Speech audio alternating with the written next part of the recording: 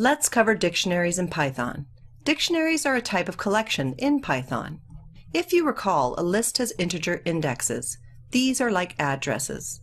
A list also has elements. A dictionary has keys and values. The key is analogous to the index. They are like addresses, but they don't have to be integers.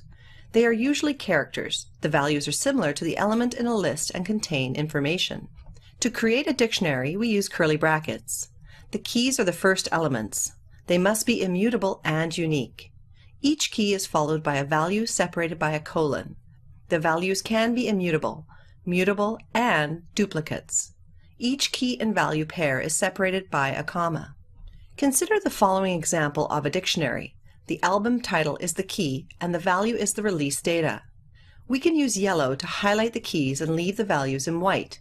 It is helpful to use the table to visualize a dictionary, where the first column represents the keys and the second column represents the values.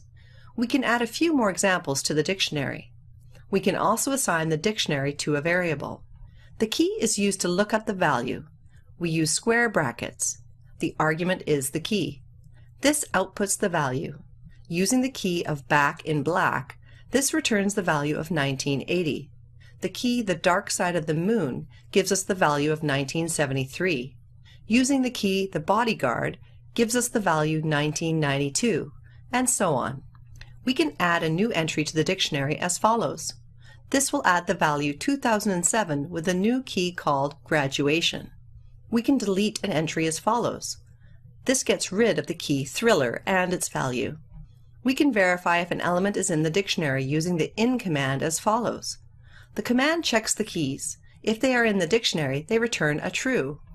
If we try the same command with a key that is not in the dictionary, we get a false. In order to see all the keys in a dictionary, we can use the method keys to get the keys. The output is a list like object with all the keys. In the same way, we can obtain the values using the method values.